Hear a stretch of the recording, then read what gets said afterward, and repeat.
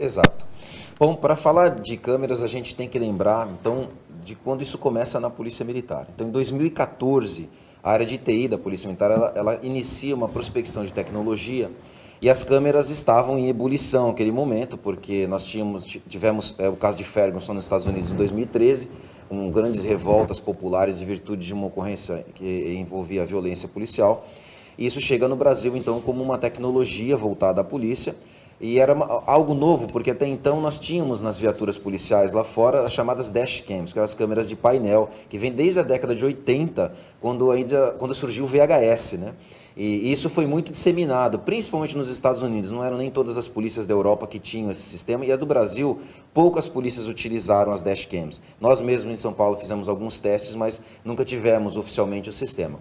As bodycams, então, elas vêm para complementar e transformar isso, porque a câmera dentro da viatura, ela consegue captar muito pouco do universo do trabalho policial, porque quase tudo que acontece está fora da visão do para-brisa da viatura. Muitos estados americanos que usam dashcams, são principalmente os troopers, ou as polícias estaduais, que são polícias rodoviárias, né? Então quase tudo acontece na frente do para-brisa da viatura.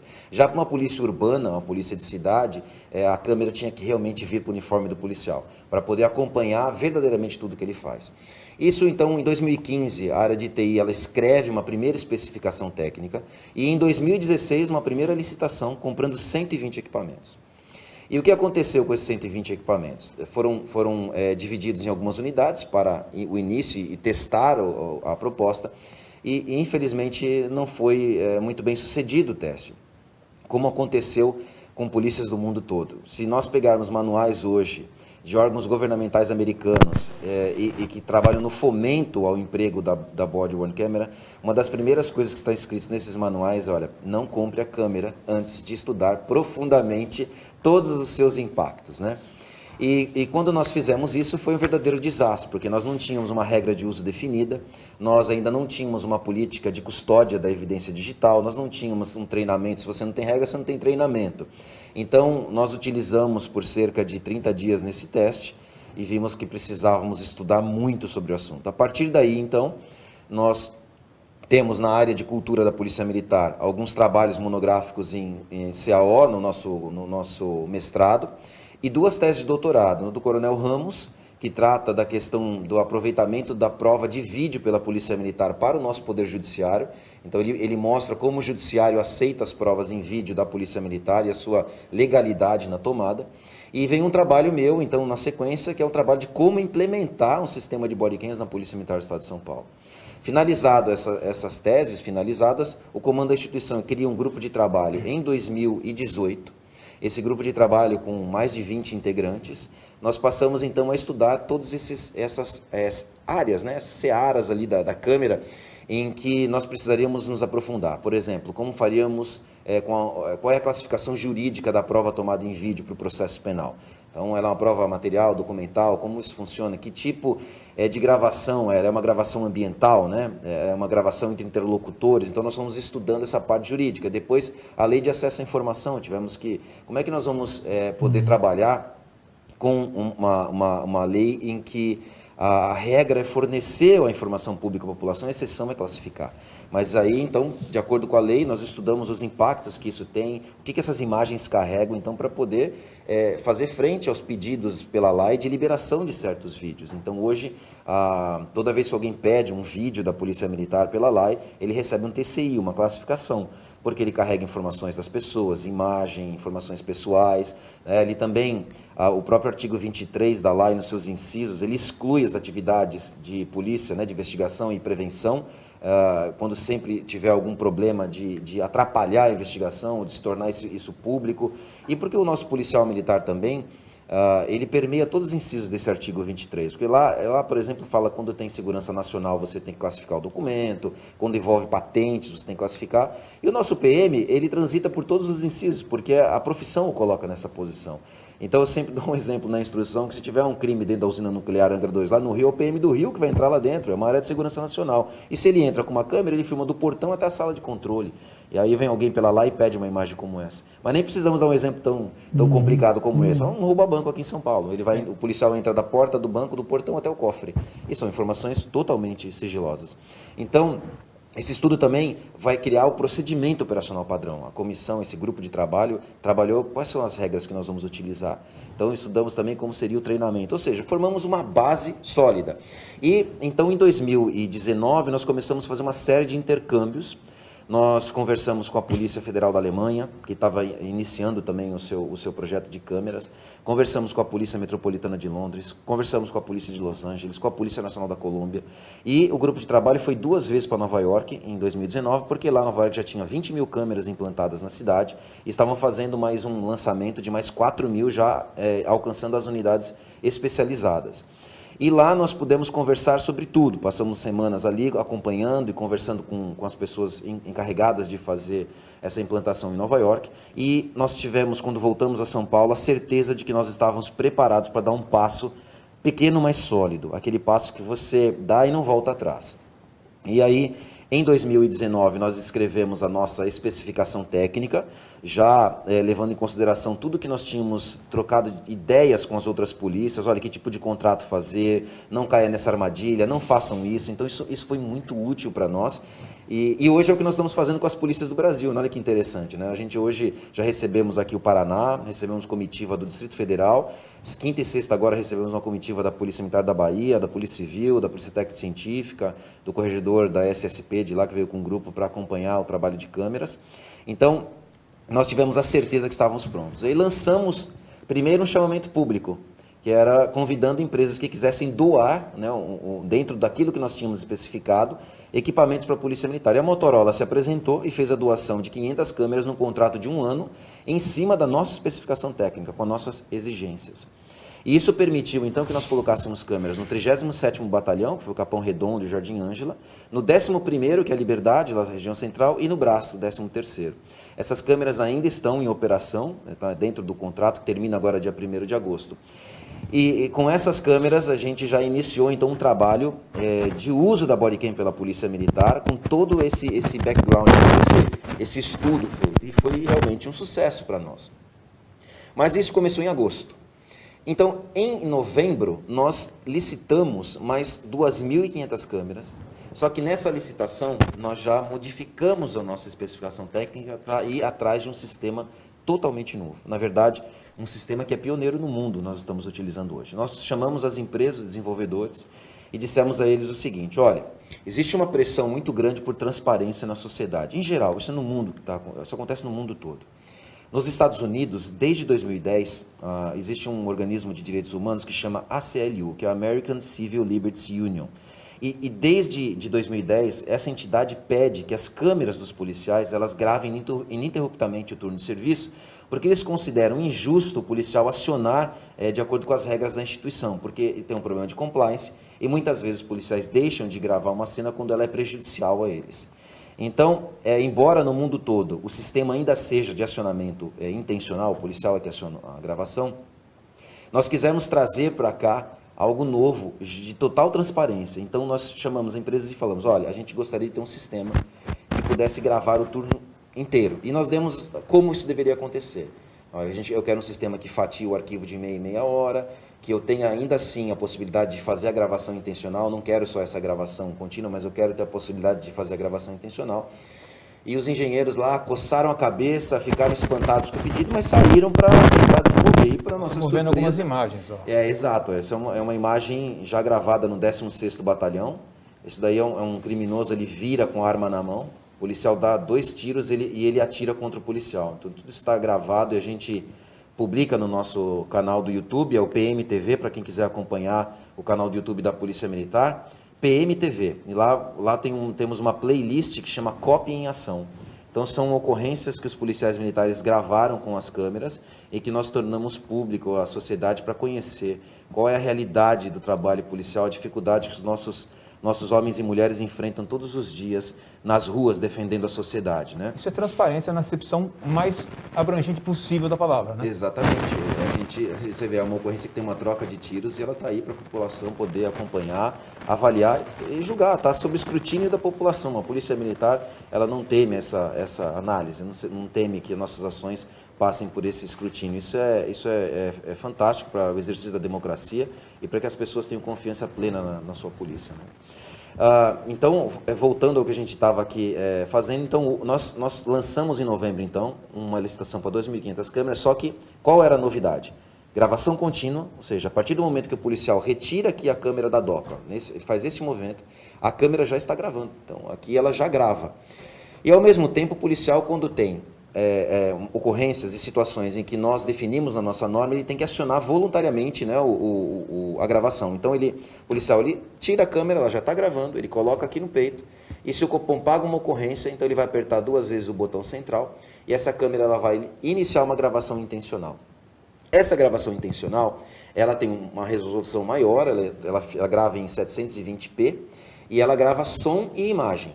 A gravação de rotina, aquela que ele grava o turno todo, ela grava em 480p e ela não tem som. A gente tirou o som justamente para preservar um pouquinho a privacidade do policial militar. Então ela carrega a imagem. E por que isso é importante? Muitas vezes acontecem algumas ocorrências e o policial acaba perdendo aquele momento inicial e a gente consegue recuperar. Mas é difícil de acontecer porque nós exigimos para as empresas desenvolverem o que a gente chama de pré-buffer, que é uma máquina do tempo. Quando eu faço isso aqui, eu vou acionar um vídeo intencional agora aqui na câmera, ó. Ela grava e fica com essas luzes vermelhas aqui, piscando, indicando para o cidadão que está vendo uma gravação. Quando o cidadão vê no peito do policial essas luzes vermelhas piscando aqui ao entorno dessa área circular, significa que ele está gravando um vídeo intencional.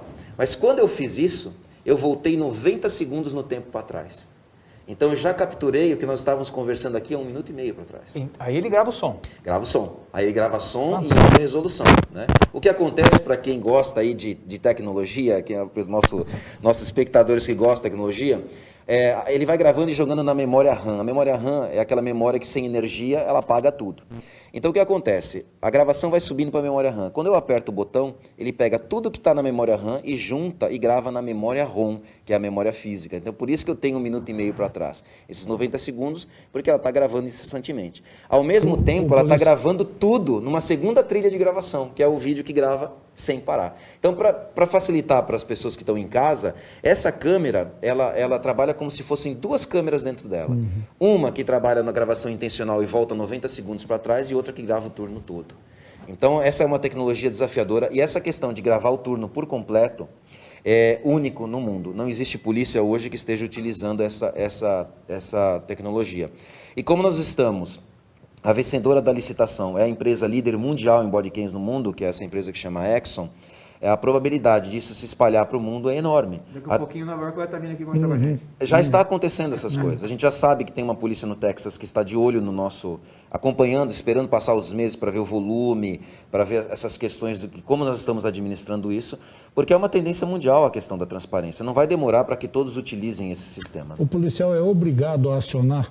Sim, nós temos um procedimento operacional padrão, né? E nesse procedimento operacional padrão, na cartilha, na diretriz e na nota de serviço, são vários documentos, lá está escrito como ele tem que acionar. Eu posso até exemplificar aqui, é muito simples, são basicamente 4 situações em que ele é obrigado a acionar a gravação intencional. Deixa eu até deixar bem claro assim, ó, quando eu falar gravação não intencional ou não voluntária ou gravação de rotina, é aquela gravação do turno todo, que a câmera faz automaticamente. Quando eu falar gravação intencional, é aquela em que o policial pressiona 2 vezes o botão central intencionalmente para gravar a ação. E essa gravação intencional ela deve ser feita quando ele receber um despacho de ocorrência pelo Copom, então quando as pessoas ligam 90, ele recebe a ocorrência para atender, ele vai acionar o equipamento. Já na hora que recebe. Na hora que recebe. Toda ação planejada do policial, o que é ação planejada? Eu vou fazer uma abordagem e revistar uma pessoa, isso é uma ação planejada. Eu vou entrar nessa comunidade porque aqui é um ponto de tráfego, é ação planejada. Eu vou fazer uma varredura nessa edificação, é uma ação planejada. Eu vou fiscalizar uma moto, um carro, é uma ação planejada. Sempre que ele for tomar essa ação planejada, ele deve acionar o equipamento de maneira intencional. A outra situação é o acionamento da população, que a gente chama carinhosamente de mãozinha, né? Quando a gente está na viatura, as pessoas fazem assim para nós. Então, essa é uma outra situação em que ele deve acionar o equipamento imediatamente. E a outra situação é quando ele flagra alguém cometendo algum crime, né? Na sua atividade de patrulhamento, ele também tem que acionar. Basicamente é isso. Fora dessas situações, não se grava intencionalmente. Se ele está parado num ponto de estacionamento, se ele está fazendo conversando com a comunidade, comunitariamente, né, na padaria, num comércio. Bom, aí então já mata uma das críticas, né? Porque o que a gente ouve aí é que a polícia Eu vou usar um termo aqui que foi usado pelo Coronel Melo Araújo, porque não tem como não usar. Ele disse que a rota está algemada. Então, a polícia trabalha com informação, ela não pode mais obter essa informação de quem tem, porque o camarada vai ficar com medo. Ele está sendo gravado, está sendo ouvido e tal, e isso vai ser usado contra ele ou por quem ele está denunciando. Então, isso não existe. Na verdade, veja só, o que acontece, a câmera ela grava o turno todo, mas quando não é uma gravação intencional, ela não grava som, ela vai trazer só imagem, isso para preservar a privacidade do policial militar no seu dia a dia. E uma coisa interessante, esse vídeo, que ele a gente chama vídeo de rotina, vídeo recall, ele entra no sistema restrito, ninguém acessa esse vídeo. Isso que mostra a nossa intenção de trabalhar de uma forma séria, metodológica com o sistema. Ele entra restrito, os superiores não têm acesso. Para ter acesso a esse vídeo, precisa ter uma IP instaurada. Algum motivo. Tem que ter um motivo. Tem que ter um motivo. Então, o motivo pode ser qualquer um. Olha, eu desconfio que essa viatura que deveria patrulhar esse lugar foi para outro. Até pode ser simples. Vai instalar uma IP.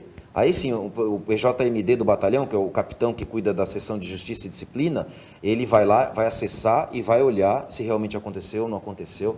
Tudo isso porque esses vídeos de rotina são vídeos da rotina das pessoas. A denúncia, por exemplo, de o policial veio tomar dinheiro. Exato. Ele não vai acionar, óbvio. Exato. Mas porque vai estar gravado. Se tiver um inquérito aberto, vai estar gravado. Exatamente. Então você acessa dessa forma. Porque isso é uma questão que a gente respeita muito. Embora, juridicamente falando, o funcionário público dentro de uma viatura, né, como a nossa, a lei não entende que ele tem privacidade, mas a gente sabe o nível de privacidade que você deve proporcionar. Então a gente conseguiu atender uma demanda legal, jurídica, de ter acesso a esse material, mas não deixar ele aberto para qualquer pessoa pudesse ver algo que não é interessante.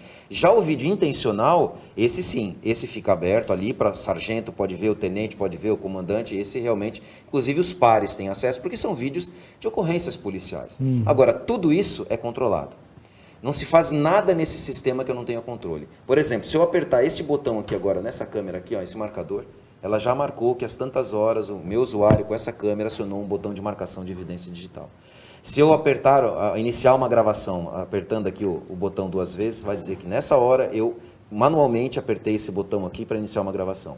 Se eu encerrar a gravação, o sistema vai me dizer que eu encerrei a gravação dessa forma, quantos % de bateria eu tinha, todo o sistema. Então, não existe situações em que o policial possa dizer, eu já estou dizendo mal profissional, olha, eu não sei o que aconteceu, ela parou de gravar. Eu sei pela trilha de auditoria que foi feito pela câmera, né? E além do que, como ela grava incessantemente todo o turno de serviço, eu tenho as imagens das ações que se fazem com ela. Né? Se você coloca a mão à frente, se você retira ela do seu uniforme. E as pessoas que trabalham dentro do software de gerenciamento, custódia e compartilhamento de evidência digital, que é um software fantástico, onde todas essas gravações ficam lá armazenadas, lá eu tenho um controle absoluto de quem assiste, de quem viu, quem inseriu uma nota, uma anotação, um controle total, completo. Tanto é verdade que nós temos já 47, 48 dias de emprego dessa tecnologia e nós não tivemos nenhum caso de vazamento de informação. Nós tivemos no primeiro dia 2 brincadeiras de mau gosto de 2 profissionais, um que fez uma gravação, não é nem de evidência, a câmera a gente compartilha com o smartphone da Polícia Militar ou até o pessoal do policial militar com um aplicativo. Esse aplicativo permite que eu veja o conteúdo dos vídeos que estão na câmera. Isso é importante para ele classificar, porque é o policial militar que classifica cada evidência. Então ele vai inserir lá o número do talão de ocorrência, o código da ocorrência, por exemplo, um homicídio na Polícia Militar é Alfa 01, a desinteligência é Charlie 04, e a categoria, se é Polícia Administrativa, Polícia Judiciária, nós temos uma série de categorias. Isso é o PM que faz ali. E ele também pode assistir a evidência. Isso é bom para ele fazer o BO, rever, né? E também para as pessoas que estão em campo precisando ver a imagem. Então o superior dele, ou um oficial de polícia judiciária militar, né, que está ali investigando um possível crime, e o delegado de polícia, muitas vezes, que quer ver ali na hora, precisa da convicção, né? Deixa eu ver se eu vou prender ele em flagrante mesmo. Estou vendo aqui o vídeo na telinha. Antes mesmo de colocar essa câmera na doca, subir para o sistema para que eles tenham acesso. E aí esse policial pegou esse smartphone e nós temos um recurso que quando a gente põe a câmera na farda, para você ver se ela está captando bem, você pode ligar aqui o vídeo da câmera ao vivo e verificar se ela está bem instalada no seu uniforme. Ele gravou a tela do celular dele e postou no WhatsApp. E para quem não conhece, acha que isso é um vazamento do sistema, né? Não era evidência nenhuma, mas só que como o sistema grava tudo e nós temos identificação, ele foi identificado imediatamente. Então ele, lógico, vai sofrer uma punição disciplinar. E tivemos um outro caso no interior, que uma policial acessou sim uma evidência que ela tinha gravado e no muro tinha uma pichação com uma frase feia e ela tirou um print da tela do celular dela, só que no print já tinha a identificação do número da câmera e o usuário dela. E aí ela postou uma hashtag obrigado Axon, que é o nome da empresa, obrigado Evidence, que é o nome do software. E, infelizmente, também vai responder disciplinarmente por ter feito esse tipo de brincadeira. Mas vejam que tudo isso não tem como você fazer e não ser identificado. Então é por isso que no primeiro dia, desde agora, nós tivemos esses dois casos, essas duas brincadeiras de mau gosto, e não tivemos mais absolutamente nada, porque o sistema é extremamente controlado. Né? Cabanas, uma pergunta. Se não for acionado automaticamente, ou melhor, voluntariamente, e se não for, além da gravação contínua, tem alguma outra forma de começar a gravar com uma melhor qualidade com som? Tem. O sistema ele tem alguns recursos de inteligência artificial. Nós habilitamos na semana passada um recurso que é a detecção de disparo de arma de fogo. Então, toda vez que há um disparo de arma de fogo, a câmera ela aciona uma gravação intencional automaticamente. Barulho? Estampido? Exatamente, o estampido do disparo de arma de fogo. Isso é muito importante para a segurança do policial militar. Porque imagine situações em que o PM está num local de difícil acesso, ele acaba se separando do colega e toma um tiro. Quando isso acontecer, lá no Copom, a gente tem lá uma tela com mapa que mostra o posicionamento dos policiais, ela vai aparecer em vermelho uma tarja bem grande dizendo que um tiro foi disparado e a câmera que captou isso. A câmera tem GPS? Ela tem GPS, ela tem acesso remoto e transmite ao vivo. Então eu vou poder acionar essa câmera e transmitir a imagem ao vivo para saber o que está acontecendo. Uma pena é que o algoritmo ele não está muito bom. Então nós tivemos vários falsos positivos, eu vou suspender agora o teste que nós fizemos, vamos conversar com a empresa para que eles possam melhorar, até com os dados que nós produzimos nessas semanas, agora eles têm uma base de dados enormes dos falsos positivos, para poder trabalhar melhor esse algoritmo e afinar. E eu não tenho dúvida que é uma empresa que trabalha no mundo todo, uma multinacional, e com engenheiros capacitados para fazer esse tipo de acerto, e em breve nós teremos um algoritmo bem afinado e que vai proteger muito os policiais militares. Melhor que seja falso positivo do que um falso negativo. Exatamente, né? Isso é verdade. Melhor que acione mais vezes do que não acione quando precisar efetivamente, né? Junta esse sistema para o TCO, perfeito. Bom, eu ia falar besteira aqui, né? Mais um, né? Eu sempre costumo falar muita besteira aqui, eu não vou falar. Bom, quantas câmeras a gente tem em funcionamento hoje? Nós temos 2.500 câmeras deste modelo, 500 do modelo antigo, e estamos no meio de uma licitação para a compra de mais 7.000 câmeras. E qual é o número assim, ideal para toda a polícia? Nós no grupo de trabalho que está aberto, nós ainda não finalizamos um estudo que define algumas variáveis para se chegar no estado todo. A ideia é que até dezembro de 2023 nós tenhamos câmeras em todas as regiões do estado de São Paulo. O que precisa se definir qual é o porte de população, de tipos de ocorrência que as cidades vão receber. Então nós precisamos definir se serão por corte de cidades de 25 mil habitantes ou se terão cidades às vezes com 15 mil, mas que tem outros tipos de indicadores criminais que a câmera possa influir. Então a gente vai fazer essa distribuição de acordo com essa regra. O importante dizer é que com essas 3.000 câmeras que nós temos, né, com mais 7.000, nós teremos a cidade de São Paulo e toda a grande São Paulo e mais algumas cidades do interior já com câmera. Então isso a gente espera que finalizando a licitação tendo o seu prazo normal, porque pode haver recurso judicial, então é uma licitação de um contrato muito grande, então tem muitas empresas que participam e estão acompanhando isso.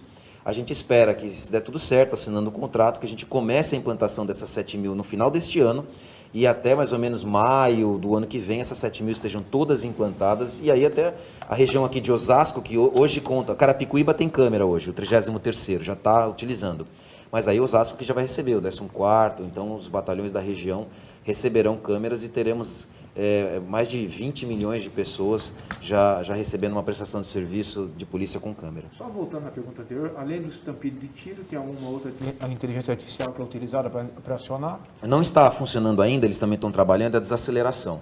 Então um acidente de trânsito, por exemplo, que os policiais porventura possam desmaiar na viatura, ela vai dar o mesmo aviso. Desaceleração. É aí que eu ia chegar, porque é uma segurança a mais para o policial militar. Exato. Né? A gente trabalha, a empresa trabalha muito para isso. O sistema hoje ele é muito pensado em fornecer as vantagens, né, em amplo espectro. As vantagens para a sociedade, na questão de transparência, a vantagem de compliance, mas a vantagem também para a segurança do policial militar. Então, a empresa trabalha forte nessa questão de desenvolver algoritmos, desenvolver dentro da inteligência artificial recursos que possam oferecer mais segurança ao policial. Eu lembro que há muito tempo atrás se discutia o uso de um equipamento que, se o policial caísse, tombasse, tivesse um ferimento qualquer, ele acionaria, como já é utilizado no mundo, o no mundo Watch civil, tem né? Para usar como pra idosos, etc. Exato. E aí nós estamos evoluindo para algo multifuncional dentro de uma câmera, é isso então? Exatamente. A gente pode ter inteligência artificial no equipamento e depois inteligência artificial na base de dados. Então, a inteligência artificial na base de dados também vai sugerir para nós revisões de vídeos, análises de vídeos que aconteceram, com situações que talvez a gente não fosse ver. Elevação de voz, policial correndo, né, o policial caindo ao solo. Isso pode ser aplicado tanto na inteligência artificial no equipamento, quanto na IA dentro da base de dados. A gente estava discutindo antes do início da entrevista as diversas funcionalidades e principalmente o impacto que elas causam na criminalidade, nos índices criminais. Não somente, como nós insistimos desde o início aqui, na chamada letalidade policial. Você pode falar um pouquinho mais sobre isso? Claro. Era uma parte muito importante. Vamos falar então das vantagens do emprego do equipamento e a gente vai entrar nessa discussão sobre o uso da força, que foi muito veiculado pela imprensa nacional. A primeira grande vantagem de se utilizar o equipamento desse é o fortalecimento da prova judicial. Você passa a ter uma prova em vídeo em que você vai apresentar em juízo. Você vai levar uma situação real que o policial militar ele está acostumado a fazer no dia a dia, mas que dessa vez agora vai para a sala de audiência. Então você qualifica uma prova produzida pela nossa instituição, pela Polícia Militar, e você vai ajudar muito a decisão judicial. Você vai fazer justiça com isso. Nessa questão de fortalecimento da prova judicial, não são todos os tipos de crimes que serão afetados diretamente por uma prova como essa. Mas uma série de crimes, e são crimes difíceis de se combater, como a violência doméstica, serão altamente impactados por isso. A imagem de uma mulher agredida de madrugada dentro de sua casa, que chama a Polícia Militar, que o nosso soldado encontra, às vezes ela lá com marcas vermelhas no braço, encontra ela chorando, crianças chorando, móveis revirados, muitas vezes o agressor ali, sob efeito de álcool ou drogas, agressivo contra a equipe policial, esse cenário será transportado para a sala de audiência. Uhum. Então o Ministério Público vai poder, com seus próprios olhos, enxergar a situação em que essa mulher foi vitimizada, por exemplo. E isso é muito diferente do que acontece hoje. Hoje essa mulher, na segunda-feira, ela vai até uma DDM, né? Ela senta ali e faz a sua denúncia, que tudo ela tem que arcar nas costas com toda a sua denúncia. Depois esse agressor aparece lá cheiroso, de banho tomado, e as coisas ficam assim, a palavra de um contra o outro. É muito difícil você ter prova material. Agora, nesses batalhões que estão utilizando o equipamento, essa prova está sendo levada para a sala de audiência. E isso vai mudar drasticamente esses crimes que acontecem dentro de casa, e crimes, por exemplo, na relação de consumo, crimes na relação trabalhista, né? Certos tipos de atividades que nós temos na nossa sociedade que tem uma prova muito difícil de se fazer, ela terá agora essa questão de levar em vídeo. Então essa é uma grande vantagem, fortalecimento da prova judicial, principalmente para certos tipos de crime. Outra grande vantagem, e isso já foi detectado em vários estudos internacionais, é a redução de denúncias e reclamações e a redução do uso da força. E por que esse fenômeno acontece? Ele acontece pelo alto poder de observação que a câmera faz sobre o comportamento humano. Não só no policial, né? Não só no policial, aliás, a redução do uso da força ela se dá muito mais pelo efeito que ela provoca em quem interage com a polícia do que propriamente contra o policial, que é profissional, ele tem treinamento, tem regras.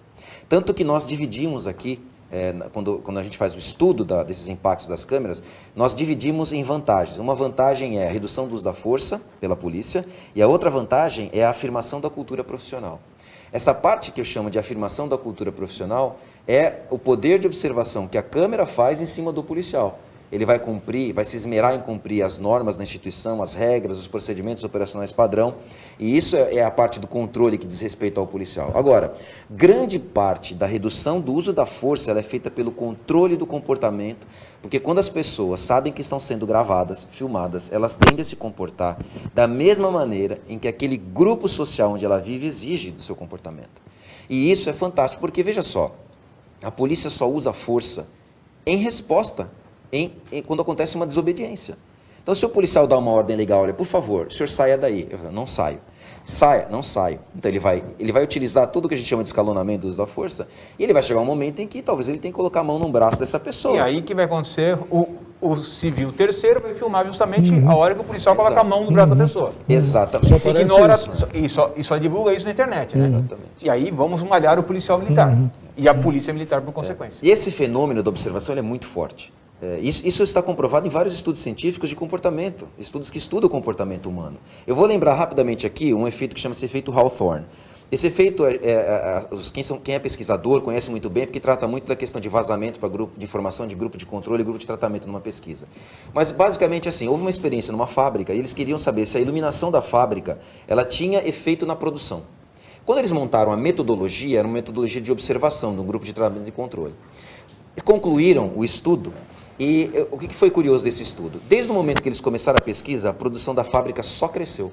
Eles tinham colocado a luz baixa, luz forte, luz média, mas a produtividade da fábrica só cresceu.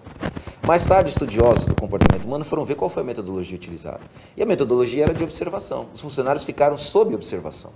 Então veja só, o poder da observação transforma comportamento. Eles se comportaram da maneira como um funcionário exemplar deveria se comportar, produzindo... Sorria, você está sendo filmado. Exatamente. Então o que acontece? Por que reduz o uso da força pela polícia? Porque o cidadão, porque a pessoa que interage com a polícia, ela tende a se comportar melhor. E veja que isso é algo fantástico para todos. Para o policial militar, ele não tem que ir lá colocar a mão na pessoa, ele não se submete a ser ferido, porque a partir do momento em que um policial toma uma atitude como essa, a gente não sabe onde vai terminar isso. Pode terminar bem, como pode terminar muito mal para a pessoa ou para o policial. Aquela pessoa deixa de cometer um crime, porque ela acata, uma situação apaziguada, ela acata as determinações policiais, logo ela não vai ser presa por desacato, nem por desobediência, nem por resistência. Então, o fenômeno da observação e de controle de comportamento é uma das coisas mais importantes. E sabe o que me despertou? Eu usava câmera desde 2009. E eu despertei para estudar isso profundamente porque eu não entendia, quando eu dizia às pessoas que eu estava gravando, a mudança, a alteração. Eu já era um policial de quase 20 anos de serviço e eu não entendia como é que acontecia isso. Eu falei, eu preciso estudar, porque se acontece isso sempre, isso para a Polícia Militar vai ser algo fantástico. Então é isso que acontece. Como que esse fenômeno vai diminuir então as questões das mortes, é o que a imprensa anda explorando. Porque vejam só, nós temos ocorrências que terminam em morte que são ocorrências totalmente legítimas. O policial trabalhou dentro da técnica policial e o infrator estava realmente atentando contra a vida de alguém, ele está legalmente coberto e procedimentalmente dentro das normas. Mas existe uma grande área, que a gente chama de área cinzenta, em que legalmente o policial cumpriu o seu dever, legalmente ele está dentro das excludentes de antijuridicidade, mas se ele tivesse aplicado a técnica da Polícia Militar de forma correta, talvez o evento morte não acontecesse. Então, entre um policial que, por exemplo, utiliza uma arma de fogo para lidar com um indivíduo que está com uma faca e avança contra ele, ele está perfeitamente dentro das excludentes de antijuridicidade, afinal de contas o indivíduo com a faca pode matar um policial. Há um policial que, treinado, com equipamento, ele usa uma taser, uma arma de incapacitação neuromuscular, esse indivíduo foi rendido e foi rendido com vida. Então é essa área que a câmera ela trabalha, porque com a câmera o policial vai cumprir melhor as suas normas. Ele vai se esmerar em cumprir o procedimento operacional padrão. E uma polícia que tem todos os seus profissionais treinados, dedicados, com equipamentos e que vão cumprir as suas regras, que tem um compliance melhor, logo essas mortes vão cair. E é isso que tem acontecido. Mas aí tem que ter dois fatores. Então, tem que ter a taser. Tem que ter lá o equipamento de capacitação. Exatamente. E eu vou um pouco mais longe, Cabanas. Eu sei que não podemos entrar nesse assunto aqui, mas até por conta do que vem bombardeado aqui na internet, né? E temos que valorizar o policial também, né? O policial também tem que se sentir valorizado, não se sentir cobrado como o uso da câmera. Então, toda essa cultura de uso da câmera não tem que ser algo que vá, ou melhor, tem que ser algo que vai mostrar para ele os benefícios. Eu acho que é isso que vocês estão investindo muito. Sim, sim. E, é claro, né, se vier isso tudo com uma condição de vida melhor, com um salário melhor, melhor ainda, né? Exatamente. Mas temos que ter equipamento e temos que ter uma mudança de cultura. Exato. Então, essa é uma outra grande vantagem. Essa redução do uso da força e a diminuição de reclamações e denúncias falsas, porque as denúncias falsas desaparecem. O coronel Ernesto foi comandante aqui de batalhão e comandante regional. Ele vai saber o que eu estou falando. Nós recebemos umas pastinhas rosas de gente que entra com recurso contra a autuação, contra a multa de trânsito. Quando a denúncia ela é fundada, ela chega em 10 dias, 15 dias, ela está na sua mesa. mas tem algumas que chegam 45, 50 dias. O indivíduo ele fica indignado quando ele recebe a multa em casa, não com o policial. Então, aí ele pensa que ele criticando o policial, falando que o policial foi mal educado, que fez aquilo, ele vai quebrar as multas, né? Então essas denúncias desaparecem.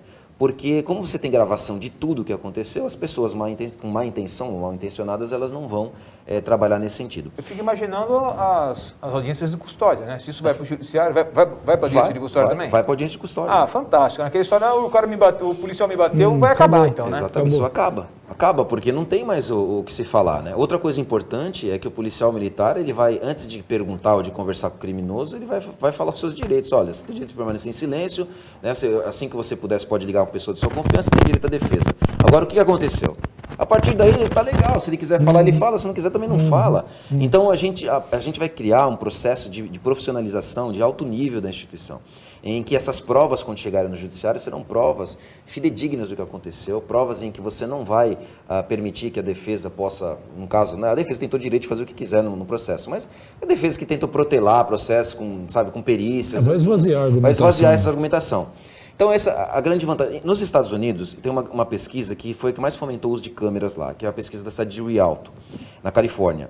Eles concluíram a pesquisa em 2002, 2003, durante um ano de pesquisa científica, eles terminaram com uma redução no uso de reclamação de 90%, 91% em uns quebradinhos, mas vamos arredondar o número, 90% de redução de denúncias e reclamações contra a polícia e 60% de queda no uso da força.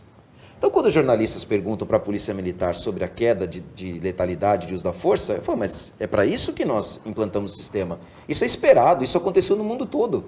Por que não iria acontecer aqui no Brasil? Índice criminal tem caído também? Ou ainda não se conseguiu fazer um parâmetro, ainda até porque não venceu? Os índices criminais, eles não foram impactados por isso, porque, aliás, nós temos que comparar com 2019, porque 2020 foi um ano muito atípico, mas os índices criminais permanecem na medida em que estão.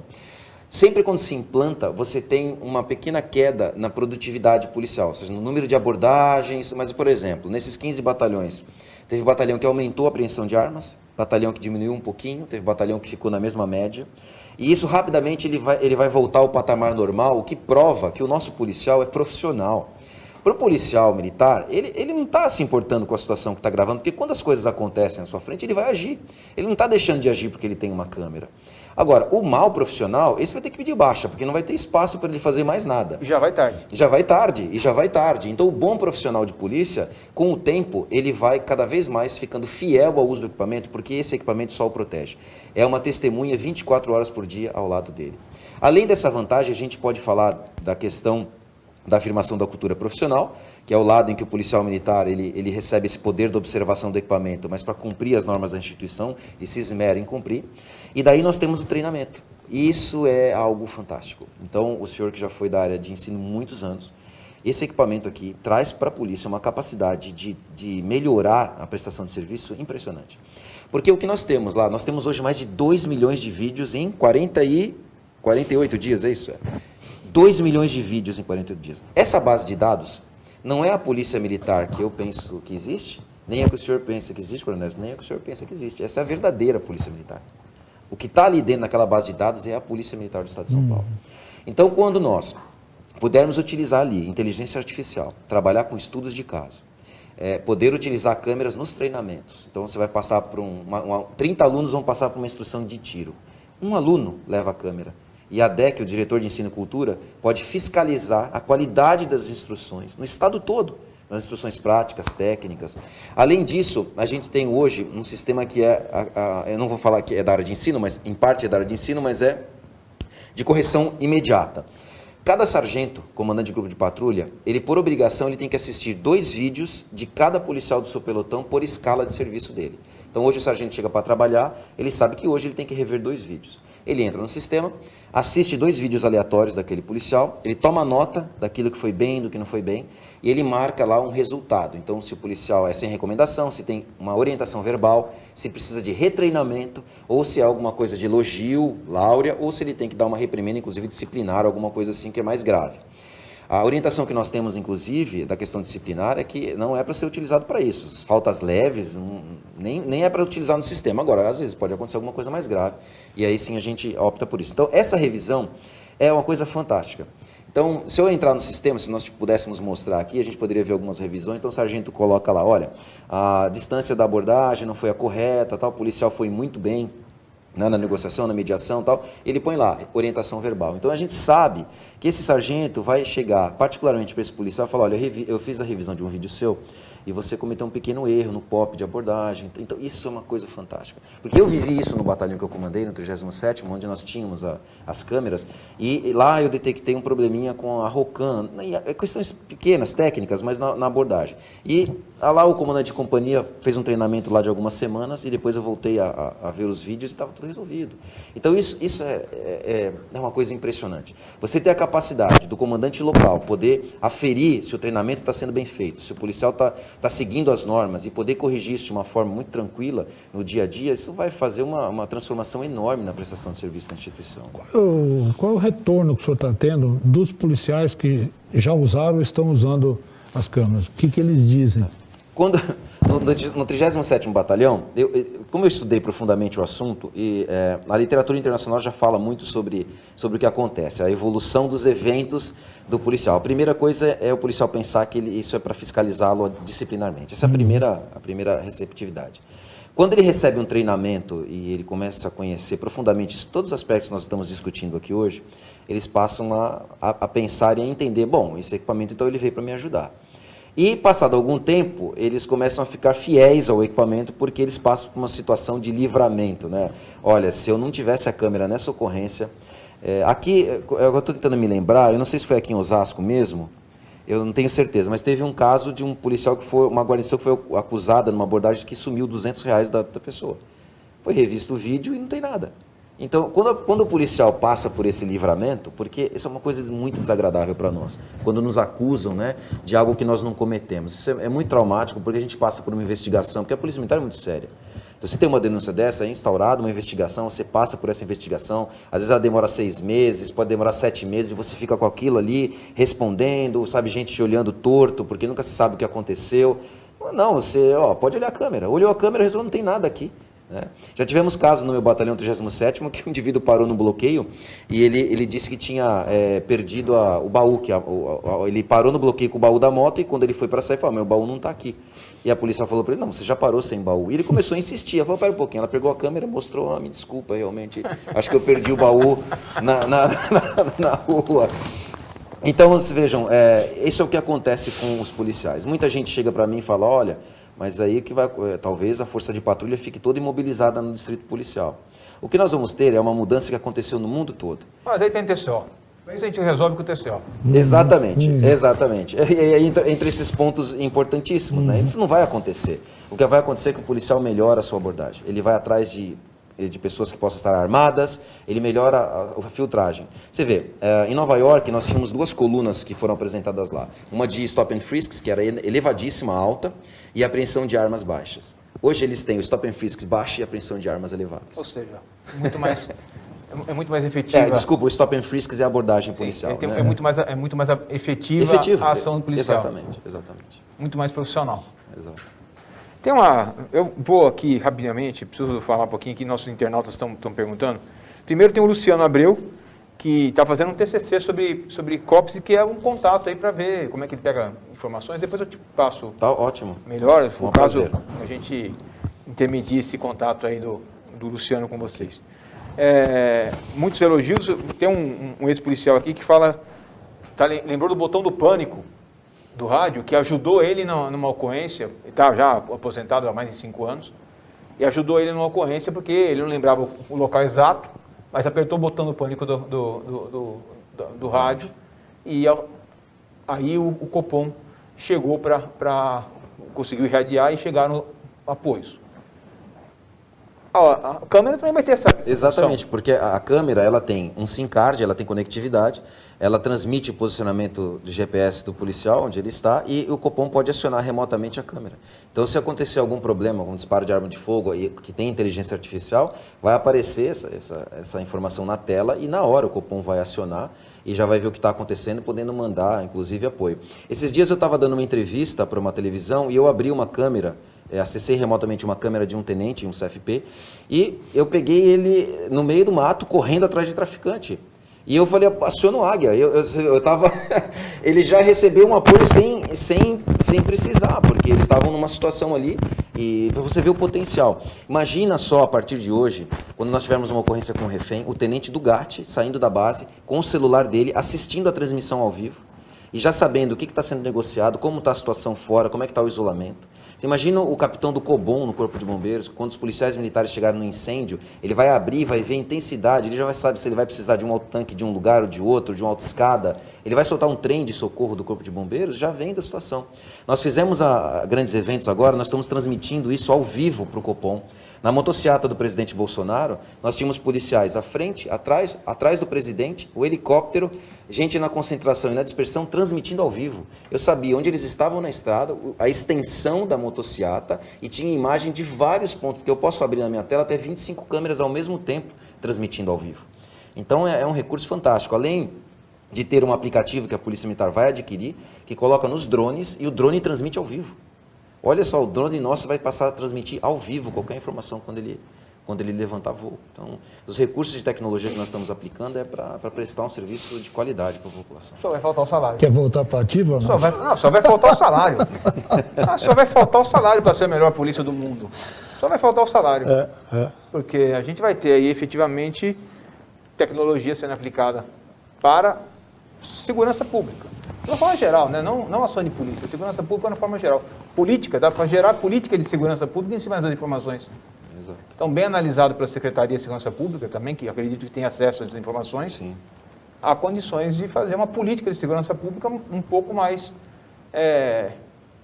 técnica, vamos assim dizer, né? Sem ser no chutômetro, sem ser avaliando meramente por índice criminal, que é o que acontece desde, sei lá eu quando, os índices que são acompanhados, e só se baseia se a polícia é boa ou ruim, se baixa ou não índice criminal. Acho que nós vamos poder evoluir nesse ponto também, né? Com toda certeza, a gente vai ter um espectro de serviços oferecidos para a população em que se pode ver a qualidade da prestação de serviço da sua polícia. Né? Transparência, legitimidade, accountability, né? E a população podendo ver tudo isso a seu dispor. Eu acredito, inclusive, se permitir uma colocação um pouco mais profunda, que vai mudar a forma de fazer política de segurança pública em São Paulo. Eu não tenho dúvida disso. Eu acho que realmente... Essa tecnologia tem um impacto a curto prazo, a médio e a longo prazo. E talvez seja o investimento em tecnologia que mais tem impacto na prestação de serviço. Né?